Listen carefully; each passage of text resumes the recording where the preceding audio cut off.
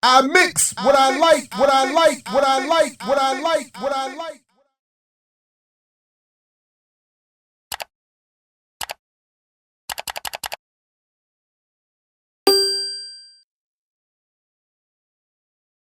Right here in Midday Jazz and Justice. Again, I'm Jared Ball, your host. More importantly, this is WPFW 89.3 FM. Joining us at least for the first hour, and let me just let everybody know, we were initially planning to have Dr. Joseph on for the full 2 hours. He's had an emergency that is going to take him away for at least half of that. So we're going to hold off on our phone calls until the second hour, where you all can respond to our discussion that we're going to have in this first hour. And you can let us know where each of us has gone wrong.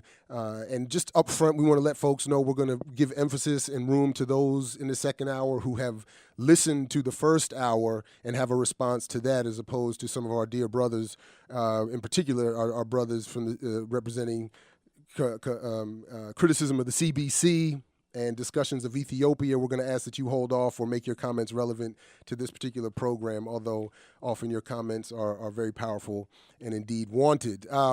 Again, okay, so let's just get right into it. Peniel Joseph is professor of history at Tufts University and the author of Waiting Till the Midnight Hour and editor of The Black Power Movement and Neighborhood Rebels.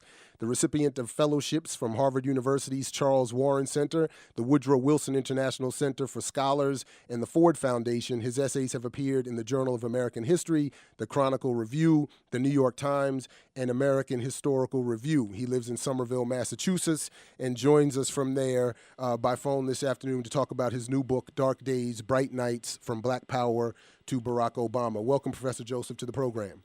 Thank you for having me. Well, let's just get started. We have off the line, exchanged a few brief discussions of disagreement. But let me let you go first and just lay out what it is that you have attempted to do here in this book. What is the primary thesis and your defense of it, and then we'll go from there. Well, certainly. The book has multiple arguments, but one strand of the argument is this. When we think about Barack Obama's election and the campaign season, which really covers 2 years, it was a 2-year campaign, both 2007 and 2008, even though the election was November 4th, 2008. Both Obama, his campaign, and prognosticators placed him squarely within the tradition of civil rights. I mean, Obama quoted from one of King's more militant speeches in the late 60s, The Fierce Urgency of Now. King was talking about militarism, materialism, and racism, but Obama just took a little snippet of that when people were asking him why he was going to run. In 2007, in March, in Selma, he declared himself part of a Joshua generation. He initially had a star-crossed relationship with civil rights activists like Andy Young and John Lewis and Vernon Jordan, but eventually they came around. And really, many media pundits and journalists were talking about the way in which African Americans viewed a potential Obama presidency as really a fulfillment of the legacy of Dr. King's dream of a colorblind America. So one strand that you saw throughout the election was Obama as sort of completing or a concluding chapter of our national civil rights saga.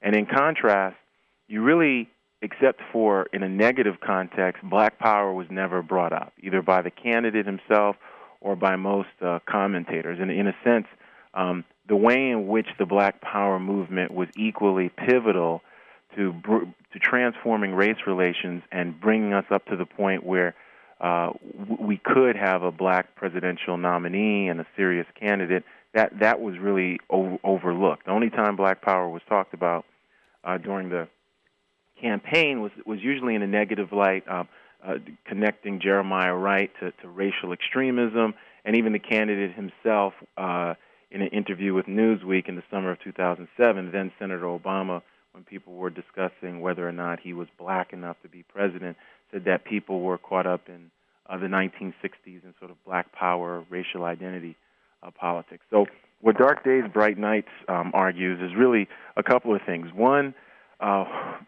black power is pivotal to transforming American democratic institutions and American democracy to the point where side by side with the civil rights movement, we could have an African American president.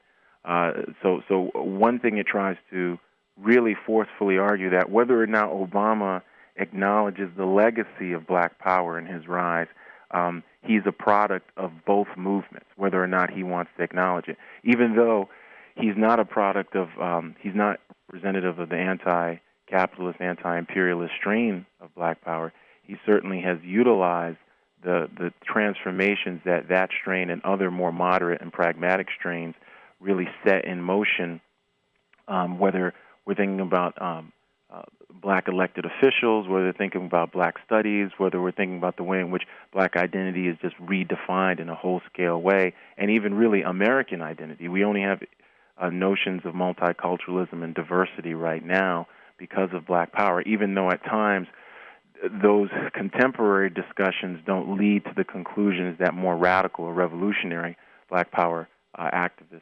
articulated. Another strand of argument in the book, and this continues an argument that I laid out in my first book, was that really when we think about democracy in the post-war period, that Black radicalism and Black radicals like Malcolm X and Stokely Carmichael were pivotal to transforming American democracy, even as they were some of the sharpest critics of American democracy during that time period. And then finally, another strand, and I'll close with this, is really when we think about the last chapter where I really discuss Obama and race and democracy, I think one of the stories that was left out of Obama's rise was the way in which black progressive politics and radical politics of the 1980s, and here we're thinking about Harold Washington and Jesse Jackson, really set the stage for Obama as well. And Jesse certainly has become a sort of national caricature 26 years after the 1984 presidential campaign. But in their own ways, those campaigns in 84 and 88 were very, very heroic and very, very instrumental. This doesn't mean that Jesse didn't have flaws or shortcomings, but they really transformed the tenor of Democratic primary politics, and they actually led to rules changes that really forego the winner-take-all system and went to congressional representation, which allowed Obama to be the candidate. So when we looked at the election, most people looked at Jesse as this anachronistic figure, this figure who never had a chance to win. I remember Larry King Live was talking to Snoop Dogg, the rapper, and Snoop was saying, well, you know, Jesse never had a chance to win, and Larry is just shaking his head yes, and Snoop becomes sort of the historian of the black community to this national audience. Yet Jesse's campaigns are really instrumental in really setting up the terrain that gives Obama his chance. And certainly Harold Washington is key here, too, because Harold Washington really is a Black Power mayor in Chicago and a continuation of that Black Power movement against the backdrop of the Reagan legacy, and he wins in 1983. And it's really Harold Washington, Chicago, that a young Barack Obama comes to when he's, 22 years old in 1984 after doing some community organizing work with some students in New York City. So the argument that's laid out here is, the way in which Black Power is really instrumental to the transforming the landscape that led to the rise of Barack Obama. This is WPFW 89.3 FM, Midday Jazz and Justice. I'm Jared Ball, your host. You were just listening to Dr. Peniel Joseph, who is here this afternoon to talk with us about his latest book, Dark Days, Bright Nights, From Black Power to Barack Obama. So what I'd like to do is if I can, I want to just give you and our listeners a quick response, and then we have to take a quick break, and then we'll come back and you can respond to my response, and we can get into some more of the details of the book. But just to catch our listeners up, I just want to let them know that you and I first came to interact doing an interview for this very radio station for one of your previous books. And then later you came to Morgan State University, where I currently teach, and you were giving a lecture on Black Power before the university. And this is in 2008, and you made statements that alluding to the fact that you thought that Dr. King was, that Obama was an extension of the civil rights movement and Dr. King, and then that in fact he was Black Power. You and I had a brief discussion of disagreement about that, a subsequent one at the Smithsonian, and where you showed us what is now the current cover of the book, which includes a picture of Barack Obama at a rally with American flags waving behind him, for those who haven't seen it. Then the lettering of the text of the title of the book, and then underneath it, Malcolm X speaking at a Nation of Islam rally. And I told you then that I thought that was a little bit misleading, given that the title is From Black Power to Barack Obama, giving this idea that he is an extension there of that movement. So I just want to read you this quick statement that I have just quickly put together as an introduction, and then, like I said, we'll have to take a quick break, and then you can come back and respond as you see fit. So I just put together here that an honest and accurate recitation of Black Power, its founders, and most ardent theoreticians and activists could only conclude that Obama is a systemic response to Black Power, its antithesis, a carefully crafted adaptation, as capitalism and white supremacy are known for, to threatening movements. He is a neo-colonial imposition, as opposed to a radical movement's successful culmination. Through carefully selected points of emphasis, the reader of Dark Days, Bright Nights is left to conclude that Obama is progress evolving from Black Power, a new and improved Black Power, a culmination of a successful movement to grow progressively from an immature, anachronistic politics to a mature, modern form of radicalism. The reader is forced to conclude that, as you say at the end of your book, all things are possible, that the politics of hope and racial reconciliation unleashed in Americans of all backgrounds, end quote, is somehow a positive, genuine, fact-based, sensible emotion as opposed to a part of a propagandistic, systemic response to Black Power developed by a nation whose only response to genuine democracy and equality has ever been hostile and violent. And all of this is imposed on readers who currently live in a world that has seen every material indicator demonstrate the continuity, even worsening, of problems faced by Black people and others. In the end, the book reads as a contribution to the current and dominant delusion of progress and to equally delusional notions of that the Black Power movement of Malcolm X and Kwame Ture is somehow antiquated as opposed to still correct in its analysis and necessary as standards of political organization. Because of the pains taken to rewrite Malcolm X and Kwame Ture as espousing a brand of politics that can be identified in Obama, even as there are as many statements distinguishing Obama from Malcolm X and Kwame Ture, it seems that a more fruitful and revealing recitation of that history would be to conclude that Black Power and Obama are mutually exclusive and hostile to one another, and then let the reader decide for herself whether or not this is good or bad. Further, because of the carefully developed points of emphasis in crafting a redefinition of Black Power, one suited to the most conservative elements of Black or white society, that the book would be more honest were it to have Nixon pictured on the cover rather than Malcolm X, since it is a Nixonian definition of Black Power that is applied therein, and it would have to be in order to conclude that Obama is in fact Black Power. The book, finally, is a very skillful attempt to reconcile what cannot and should not be. So I've said that. I've given a quick overview of my concern. We'll come back after this quick break and let Dr. Joseph respond, and then we'll move on with the rest of the program. Again, welcome to him and to you. This is Midday Jazz and Justice on WPFW 89.3 FM. I'm Jared Ball, your host. We'll be back in just a minute with much more from Dr. Joseph and Midday Jazz and Justice. Don't go anywhere. Peace. Midday Jazz and Justice, WPFW 89.3 FM. Just a little bit there from Eyes on the Prize, Kwame Ture, Stokely Carmichael, talking about the history and the development of the popular phrase Black Power. We're joined this afternoon by Dr. Peniel Joseph, whose new book, Dark Days, Bright Nights, From Black Power to Barack Obama, is the subject of our discussion. He gave his brief intro of what the book is meant to convey. I gave a quick response.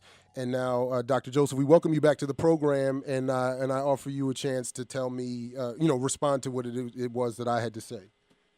Well, certainly. I think it's a misrepresentation to say somehow I've tried to write about a Nixonian version of Black Power and then say that Obama represents that. I never argue in the book that Obama somehow represents Malcolm X's version of Black Power or Stokely Carmichael's version of Black Power. In fact, I do something very, very different. What I do is say that both Stokely and Malcolm actually transform the landscape of American race relations. Now, in our contemporary times, most critics say they transformed it for the worse. I actually argue the exact opposite. I say when you look at somebody like Malcolm X between 1952 and 1965, which are his years of activism, he actually transforms it for the better by leading a parallel movement that is alongside of the heroic period of the civil rights movement of black power activists in places like New York and Detroit and other places that becomes a national movement. And what's interesting about Malcolm and Stokely is that both of those movements that they're a part of actually intersect and interact with civil rights. One of the national misconceptions by both conservatives and radicals is this notion that civil rights and black power were mutually exclusive. That's far from the case. In fact, sometimes activists from one camp switched to the other. Sometimes activists straddled both camps. So what's interesting is when you look at somebody like Barack Obama, he's not coming out of the anti-imperialist, radical revolutionary strain, but there were other strains of black power as well. And so the notion that somehow, like Harold Washington, for instance, I don't think most progressives would say he was somehow some neo-imperialist or any of the kind of slogans that you were using, but it's too didactic to say that. Where some people could say, okay, unless you were a Black Panther or unless you were part of African Liberation Support Committee or Karenga's movement, or unless you were this anti-poverty worker or welfare rights activist, you were a sellout during the 60s and 70s, and you weren't part of the Black Power movement. My argument is Black Power has a much more panoramic cast of characters. Now, this doesn't mean that there weren't important ideological distinctions. So if anything, Obama represents moderate, pragmatic, sometimes even with conservative tendencies that saw black power as really black faces in higher places. Now, that being said, the very fact that he could become senator and president is not just a product of the Voting Rights Act. It's also a product of the way in which black power actually transforms American identity at the local, regional, and national level. And so part of the argument of the book is confronting the contradictions of post-war American democracy, confronting the contradictions of the black freedom struggle, and really forcing someone like Obama to realize the debt that he owes to these legacies of not just civil rights, but of black power, and the interesting ways that they intertwine and they interbraid each other. So the notion that somehow he's imperialism in blackface is extraordinarily didactic, because one of the things that Stokely and Malcolm were great about and why they're such transformative figures is that their thinking evolves over time. If Kwame Ture was alive today, his thinking wouldn't necessarily reflect the same thinking as 66 or 76 or 86. And if Malcolm X was alive today, his thinking wouldn't reflect the way in which he thought it in 1964 or 1965. So the notion that we had this quote-unquote correct analyses in the 1950s and 60s, and somehow this book misrepresents that and tries to make it converge with again, words like neo-imperialism and some kind of, critics can call Obama a neo-fascist, a neo-imperialist. It doesn't make it so. It actually means that people are looking and trying to use totalizing words instead of really looking at the nuance. I mean, is there a difference between Obama's policies on a point-by-point level with previous administrations? That's how people come to any kind of sophisticated and complex analysis. I mean, by the time one says that this guy is just imperialism and blackface, we know that we've lost the ability to really have a dialogue. Well, it depends. And all we're doing is just we're sloganeering, and we're saying, hey, this guy is the imperialist in blackface, or okay. He's whatever word you want to use, and especially words coming out of the 60s, we can say this guy represents the white power structure. We can say all those things, but the point is the book does not have some kind of facile interpretation that Obama represents a leaner, meaner version of Malcolm or Stokely Carmichael Kwame Ture. In fact, it says quite the opposite, and actually very, very forcefully says that Obama has a misunderstanding of both civil rights and black power. It very forcefully says that. It says that this is somebody who has a romantic image of civil rights as sort of this interracial movement, when in fact most whites did not participate in the civil rights movement. This is somebody who has a misunderstanding of black power and of black nationalism, where he thinks black nationalism is completely narrow nationalism and racial separatism, where people like Malcolm and Kwame Ture were not conventional or simplistic racial separatists. And the book really says that when you think about Harold Washington, who even Obama writes about in Dreams from My Father, that he comes of political age in Harold Washington, Chicago, that Harold Washington is actually an extension of the black power movement. And it also says that Jeremiah Wright and his articulation of black liberation theology is coming out of the black power movement. So it actually confronts Obama's own contradictions and his own misunderstanding of the politics of the 60s, even as he tries to uphold a very specific version of the politics of the 60s, both in his campaign and his presidency. All right, there's a lot of interesting things. We're talking to Dr. Peniel Joseph this afternoon on Midday Jazz and Justice on WPFW. There's a number of things here that in your response that speak to my concern. One, I never said, in fact, I acknowledge that you go to great pains to demonstrate that Obama is not the black power of Malcolm and Kwame Ture, which is why I was raising the question about putting Malcolm on the cover or even calling it From Black Power to Barack Obama as opposed to something else. You also do throughout the book use phrases. You refer to what I said as sloganeering, but you in the book do a lot of the same thing. You use the phrase "radical transformation of American democracy" dozens of times as a slogan of progress. You use the phrase racial. Well, it's not a slogan of progress. Hold on. I break down what I mean by that. Hold on. I understand that, but again, that's like I said in my initial statement. You very skillfully attempt to reconcile what I think cannot be. And my point is that you turn a black power international, in many ways socialist, anti-imperialist struggle into something that is about a, quote, radical transformation of American democracy, as opposed to a destruction or recognition that this has never been a democracy. It's not now, nor has it ever been. It was not intended by the founders to be one, and they went themselves to great pains to make sure it wasn't. And Malcolm and Stokely both worked very hard to highlight that. You referred to, again, what I was saying is sloganeering. I used words that Obama himself used. So Obama himself, in his speech in Ghana, used the word neocolonialism only to say that it can't be used to blame the current conditions of Africa on the West, that African leaders in their corruptness are to be blamed for the backwardness or the lack of development in Africa, which is against, I think, again, it's anti-historical. It goes against current contemporary analysis of what's happening in Africa. So my use of language is something that he used himself. Now, let me just be very clear to you and to the listeners. Again, this is WPFW, Midday Jazz and Justice.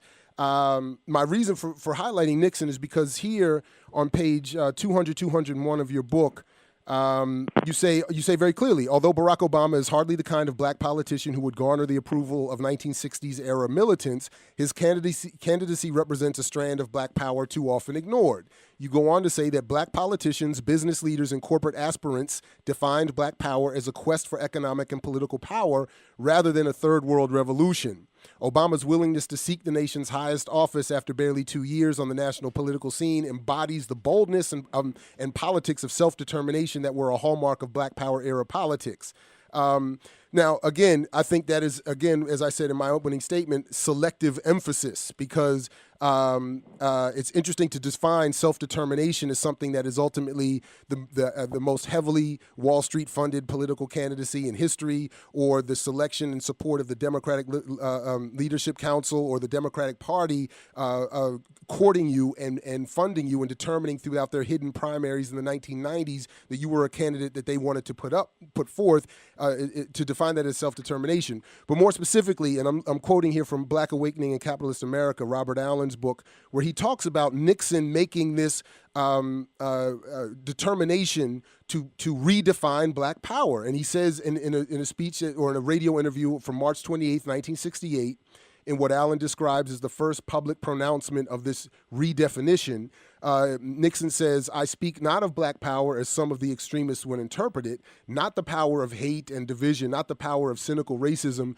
but the power of the people should have over their own destinies, the power to affect their own communities, the power that comes from participation in the political and economic process of society," end quote. He goes on to say that that bringing black people into the corporate boardrooms and into the electoral politics, particularly of the Democratic Party, was I guess not the particularly Democratic Party, but of the two dominant parties, was to stem the tide of a coming rebellion. So my point is that you've again very skillfully redefined black power into its most conservative elements to attach Obama to it, as opposed to leaving the standard at what the standard developed by those who are its most ardent proponents, those who theorized it, developed it as a theory and an action, who have been put to the margins in terms of the standard for defining black power. And I'm just not sure why it was necessary to do that. Well, obviously, I disagree with you. I think that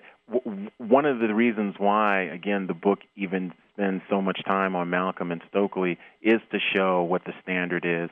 But there's two things that you're missing here. One, I craft the way in which the politics of people like Malcolm and Stokely actually have their own unintended consequences, like all social movements. So one of the unintended consequences are there's going to be different aspects and different points of emphasis.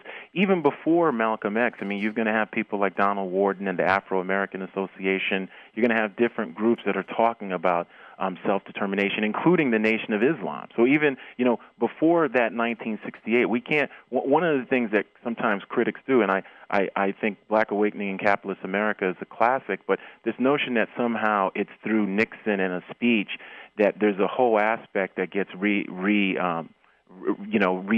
I think that's an erroneous notion, because there's always been a redefinition of the phrase black power is what I'm talking about, though. We're not talking about, I understand that there's been self-determining efforts in the black community throughout history. Yeah, but I'm use saying of the even phrase the Nation black of Islam, power, which is a key black power organization, at least under Malcolm X, was talking about a politics of self-determination, did not want Malcolm or any of their followers to be involved in any boycotts or sit-ins or demonstrations, yet Malcolm was fighting against that, which is one of the reasons the organization and him had to come to a parting of the ways. So I think. But again, he wasn't doing this under the banner of a phrase "black power." Again, that's why I'm saying that the title and the picture on the cover is a little misleading. Here's one thing that we have to remember: even as Nixon is trying to redefine it, there's going to be different black power activists who are militants whose militancy might not be of the same ideological orientation as Kwame Ture and as Malcolm X, but whose definition of black power is also not impacted or corrupted by Richard Nixon. That's the whole thing. The notion that Richard Nixon somehow, because of that speech and because of connections to, say, Floyd McKissick in Soul City, corrupts the entire movement. I don't. That's not what I was saying. What I was saying was that there's a systemic and intentional decision among those in the power elite to redefine a popular phrase being used to encourage black rebelliousness and black rejection of this system, economic and social system, into something that could be used to blunt that oncoming developing movement. That's all. That's the point I'm trying to make. So that if you are trying to, as I think you do, and that's why I'm saying it's interesting and curious that you would use Malcolm. I'm not even getting a chance to respond. It's your show, but I'm not getting a chance to respond. I thought you had given a chance. Please go ahead. Please go ahead. Please go ahead. One of the points that I make throughout this book, Dark Days, Bright Nights, and the reason why it's called From Black Power to Barack Obama is that the subtitle is not misleading at all. What the subtitles points to is the way in which American race relations has transformed so significantly, at least the tenor of it in some ways. It doesn't mean that in terms of social economic indicators, blacks are disproportionately overrepresented in all the worst ones, whether it's criminal justice system or HIV or what have you. At the same time, we do have more proportional wealth than we did 45 years ago. At the same time, there is that's not true. More. Well, in terms of people who represent African American power brokers and CEOs and corporate and political power, we have more black elected officials now than we did 45 years ago. But you said holders of wealth, and the wealth in this country is more highly concentrated among a tiny white elite than ever in the history. And we have the same wealth percentage-wise that we had in 1860, 1865, 1/10 of 1% or 1/2 of 1%. Yeah, but in terms of real dollar value, Jared, you're saying we have less now than we did in 1860? That less percentage of the national wealth. Yes, that's exactly what I'm saying. That's what Dr. Claude Anderson has said. And if we look at there's a correlation between the. Well, let's put wealth aside so we don't go down a rabbit hole.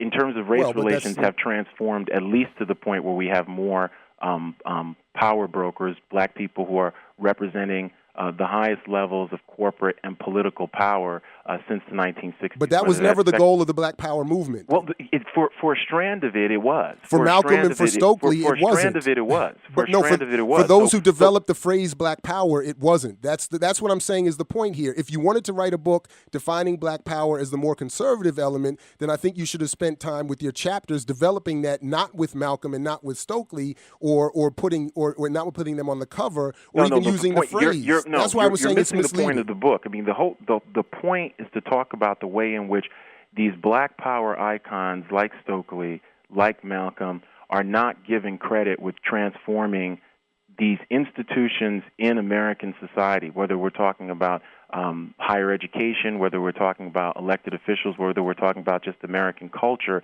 since the post-war period. So the notion that just because Obama does not represent the exact strain of Malcolm and Kwame Ture doesn't mean that he's not an example of unintended consequences of their legacies, because that's the whole point. The whole point is when you think about Obama was foisting himself into a continuum of this long civil rights movement and really not saying that part of that legacy is really the way in which Black Power forcibly did things like when we think about the first generation of African-American elected officials, when we think about the creation of Black studies departments and programs across the country, the Black student movement, when we think about Kwame Ture and the anti-war movement, when we think about the whole notion of the only reason why African-Americans are calling themselves Black and Afro-American and not Negro and colored is because of that Black Power movement, and how even in the 1980s that continues, and it doesn't go from protest to politics, it's protest and politics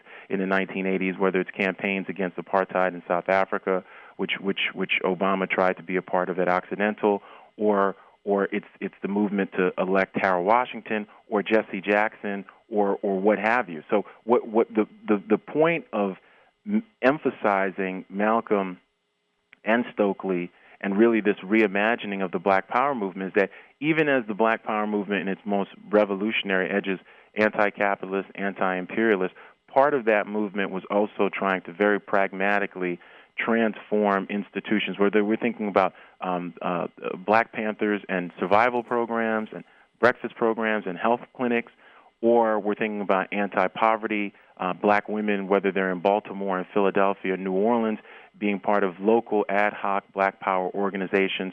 So it was very, very pragmatic and radical simultaneously. So one of the things that Obama represents, and this is different from saying Obama is just a representation of Nixon's corrupted vision and reimagining of Black Power, is that there were conservative and moderate and pragmatic tensions. Right, that were highlighted and promoted specifically to weaken the more radical elements. That's the point. I think you keep. Hold on. Dr. Joseph, first of all, I have to take a quick break and then we'll come back. But there has to be time for me to respond as well. So with that, we're going to hold right there. That's Dr. Peniel Joseph talking with us about his new book, Dark Days, Bright Nights, From Black Power to Barack Obama. This is Midday Jazz and Justice. More importantly, this is WPFW 89.3 FM. We'll be back to wrap this up in just a minute. Don't go anywhere. Peace. All right, WPFW 89.3 FM, Midday Jazz and Justice. We'll get that cart fixed and come back to it in just a minute. But we're wrapping up here with Dr. Peniel Joseph talking to us about his new book, Dark Days, Bright Nights, From Black Power to Obama. And unfortunately, we have to keep this limited to just 1 hour so that he can get his emergencies dealt with. And I do hope you get that corrected as soon as possible. Good luck with that. I do understand the issues of home ownership can be serious.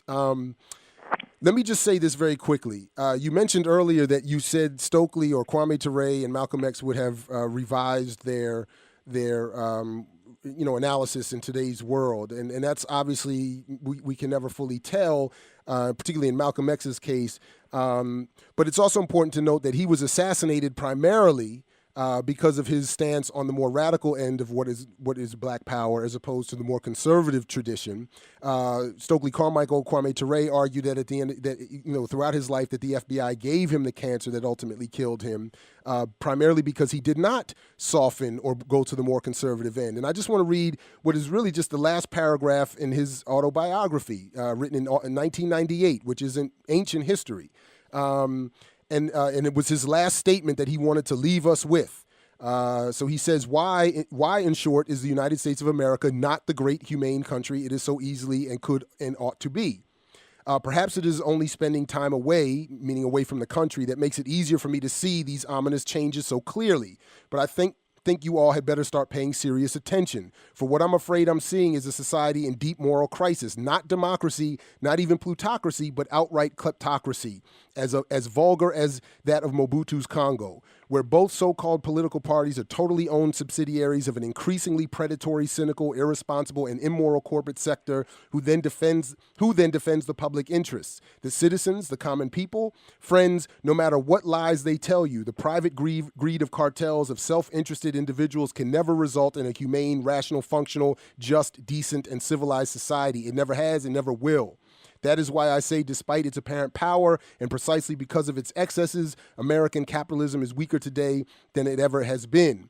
It is, I think, end quote. And it's a response to this that I think the system developed, because you outline this idea that Obama made, as you say, an audacious candidacy. A decision on his own, when in fact, as Paul Street and others have identified in their books on Obama's history, it is very clearly that it was the corporate sector that called and developed him throughout the 90s, much like they had done with Bill Clinton prior to that, and seen him as a worthy representative of the very forces that Kwame Ture was asking us to be mindful of at the end of his life. So I think it is easy to say, more so in his case, that is Ture's, that he would have been an ardent critic of what people are now saying is the success and happiness and hopefulness in a President Obama. And I think it is, again, why, my concern about what is, again, as I said, a skillful attempt in your case to reconcile what cannot be, that you have chosen to focus on rewriting Malcolm X and Kwame Ture with points of emphasis that highlight this self-determination aspect of Black Power, which was for Malcolm and Kwame Ture a collective self-determination. It was not about an individual walking off into the highest levels of the political elite and with corporate sponsorship and Wall Street sponsorship. I'm working on a biography of Stokely Carmichael, Kwame Ture right now, so I'm very, very aware after studying for years Kwame Ture's writings and speeches and interviewing people and doing primary research on Kwame Ture. So that statement that he made contains obviously many good points. At the same time, Kwame Ture was a very, very supple thinker, somebody who looked at things in a very, very wide lens. And so my point about both Kwame Ture and Malcolm X is that their thinking evolved over time.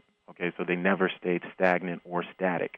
In terms of this notion of trying to foist some kind of conservative definition of Black Power to make it align with Barack Obama, that's just it's not true. I mean, if you read the book, and I know you read it, but I mean, to me, that's a misinterpretation and a misunderstanding of the book's central argument. If anything, the book argues and lays out a case that instead of turning your back on Black Power and sort of marginalizing these radicals, that these radicals are actually pivotal to social and political transformation and progress in the United States and globally, and even as it acknowledges that their work is left undone and unfinished, it doesn't try to marginalize or put on the margins or the fringes their most radical criticisms of the United States. In fact, I highlight that. And say that even they're some of the biggest critics of the United States, but in doing so, they help in terms of a dialogue and a debate over race, over war, over democracy. And this whole notion, I mean, I start out chapter 2 since we're reading stuff from the book. I start out chapter 2 with a quote from Malcolm, and the chapter is called Malcolm X, Harlem and American Democracy, and this is 1964. Malcolm says, whenever a Negro fights for democracy, he's fighting for something he has not got, never had, and never will have. And so the point of that whole chapter, in fact, is to look at how Malcolm, in a very, very meticulous way, over the course of his 13-year political public career, actually confronts democracy, talks about that word, challenges sitting presidents from Eisenhower to Nixon to LBJ, is really somebody who's knowledgeable about the civil rights situation, is in Washington, D.C. from Muslim Mosque number 4, criticizing what's going on in Birmingham, somebody who is intimately involved in the UN demonstrations on February 15, 1961, and the UN uprising against the murder of Patrice Lumumba. So the anti-imperialist, the critique of American democracy, the sharp, vociferous, revolutionary critique is there throughout. I mean, so if anything, what the book argues is that the robust radicalism of both Malcolm X and Stokely Carmichael, some of the unintended consequences is actually shaping the terrain for future activists and future political leaders who may not think the way they do. And that's the contradictions of social movements. So it's not saying that Obama is somehow a new Malcolm X. It's saying that it's not just King who really helped shift the landscape, right, and the tectonic plates underneath us to bring about an Obama. And I think that, I'm familiar with some of the criticism in terms of the picking out of candidate Obama and the corporate power and the influence. But I think that a nuanced version of that will show both these what you call power elites and corporate power, but also the way in which millions of ordinary people also gave money to the campaign and organized and gave blood, sweat, and tears. As a brother said to me on a plane, that would be like urinating in the ocean and claiming to have risen the tide. I mean, the point still remains as much as, and that's sort of what my point is that Wall Street funded him to the point where it became a popular idea to support him by the millions of people with lesser amounts of money. It wasn't that they had developed him as part of a movement, since most black people and most people, period, didn't know who he was before 2004. And this is sort of the point that I'm getting at. Yeah, but I don't think people were brainwashed somehow by Wall Street in terms of supporting him. Well, I completely disagree, and this is what the history of the development of propaganda in this country clearly has called for. This is what Bernays was talking about in the 20s with the development of an invisible government that would deliver us candidates that we would choose from and make it seem as though, and it works the same way with music, it works the same thing with news stories. We are given choices that are acceptable to those in power, and then we are left to fight over it. But this is the point I'm really trying to get at, and I know we only have a few minutes left with Dr. Peniel Joseph here on Midday Jazz and Justice on WPFW 89.3 FM. That the radical tectonic shifts that you're talking about can also be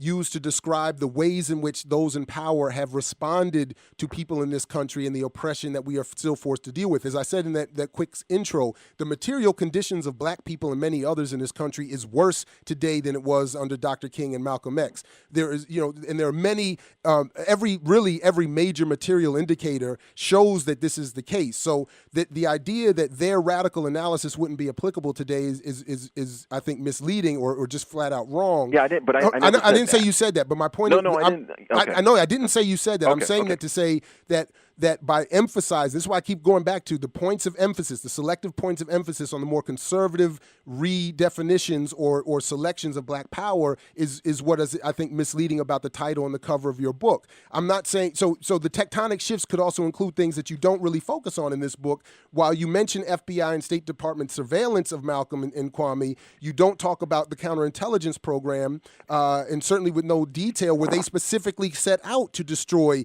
this form of leadership. That's why I'm saying the more conservative strand of black power was intentionally developed and popularized not only by Nixon but by those who would support that view of it, and those in the black community who accepted that more conservative view of black power were promoted and given reward. And while the more radical element of black power, which was part of the real definition as though by those who created it in terms of the phrase black power, was forced into the margins and intentionally destroyed. So, yeah, and but I not also, all of it was forced into the margins, and that's some of the point of the book. I mean, part of the most radical. But even in the quote you read from Malcolm X, he would certainly not look upon a Wall Street-funded candidate who has extended wars overseas, who has used his control or his influence over the federal budget to bail out everyone except the poor, who has influenced black leadership to not focus on a black agenda and so on and so forth. He would not look at this as some sort of extension of even a self-determining black power movement that he was helping to develop. I can't imagine. And really, the real question is could you have an Obama without first the physical assassination of King and Malcolm, the later death of Kwame Ture, having all of them removed from the scene, having all of their analysis removed from the scene? That is what paves the way for this shift in what you're calling the transformation of American democracy and racial relationships. It is the popularity of certain forms of blackness absent that more radical political form that has allowed for Obama to become president. And it was a very propagandistic, which is even what they... Yeah, but I can interrupt here, B. Jared. Yeah, please. I think a couple of things. I mean, this is, and we saw this during the campaign. There were many different lines going on by different, both left-wing and right-wing and so-called progressive groups. And I think this is a line in the sense that the whole notion that Obama...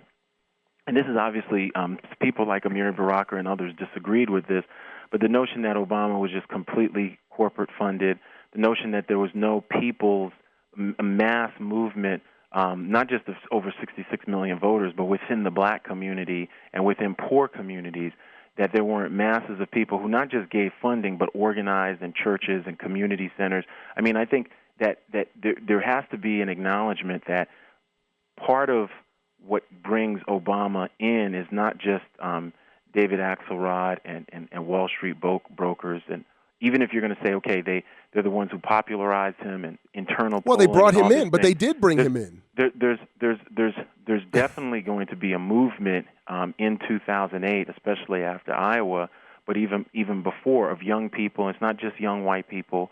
It's African Americans as well. And it's not just African American elites and college professors. It's people at the beauty shops and barbershops who want Obama to be elected. And I don't think that these people are somehow lemmings who are just well, I'm not trying to be disrespectful, but pushed into this. But Professor Joseph, the reality still remains that was he not funded and selected by the most elite elements of the society, none of these things you're describing as movements could have existed. These were not grassroots, community-based, originated movements. They were responses encouraged by the very power structure against which people like Kwame and Malcolm struggled to develop something that is now called, as you said in the book, a de facto black leader. So we have the very problem that many of these people, men and women, have been struggling for decades, was the self-determination they were talking about was we choose our leadership and they are beholden to us. You are now describing self-determination as the Wall Street and the corporate elite saying,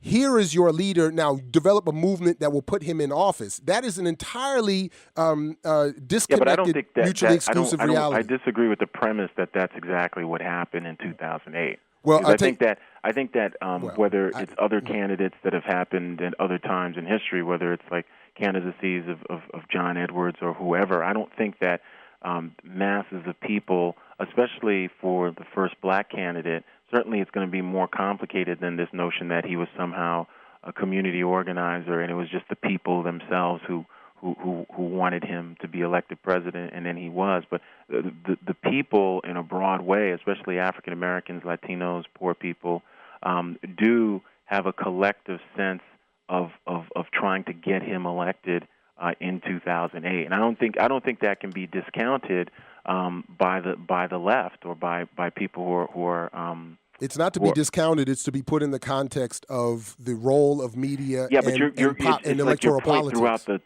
conversation, Jared, it's a point of emphasis because you're emphasizing solely the Wall Street corporate power behind him, and by that you de-emphasize. It's like the new book Game Changer. What that book emphasizes is sort of the sort of Machiavellian politics that are going within individual campaigns. And one, you don't necessarily see the corporate influence, and two, you don't see the grassroots. Well, but of course, and points what you're of doing is that's the point. de-emphasizing the grassroots. In the same way you de-emphasize the more radical elements of black power to fit the larger narrative you're developing. We all have selected points of emphasis. I'm not denying that's a misinterpretation, because the more radical elements they're discussed throughout, and I don't somehow clip Malcolm and Kwame Ture of their radicalism. I'm not saying you do that. I'm saying that you emphasize elements of and redefine elements of black power. Your emphasis and redefinition of self-determination, as just one example, is part of my evidence that is suggesting that you have selected and redefined and selected for emphasis elements to create your narrative. I'm doing the same thing, although I would argue that in terms of emphasizing Wall Street, I mean, you can't say there's not a parallel here in terms of grassroots community development of a candidate and a Wall Street funding. Without the Wall Street funding, there would have been no Obama. But without the grassroots support, there would have been no Obama either. Right, but the grassroots support, without the grassroots support was developed and funded and supported and encouraged by the very mechanisms of power that the real Black Power movement was trying to destroy. So that's what I'm just trying to highlight. Now, unfortunately, you said you had to go in an hour, and I understand the situation you're dealing with. And again, I wish you the best with that. And whenever you like, or we can arrange, you're welcome to come back and we can conclude this. But unfortunately, we have to leave it there. It's 2:00. This is WPFW 89.3 FM. Let me just say again, Dr. Peniel Joseph, thank you for joining us this afternoon. Your book, Dark Days, Bright Nights, From Black Power to Obama, can be gotten in any number of different places, and including your website. Yeah, please give the website. My website is www.penielejoseph.com, and that's PENIELEJOSEPH.com. All right. Again, thank you very much, and good luck with the emergency, and we'll talk to you soon. Okay. I mix what I like, what I like, what I like, what I like, what I like.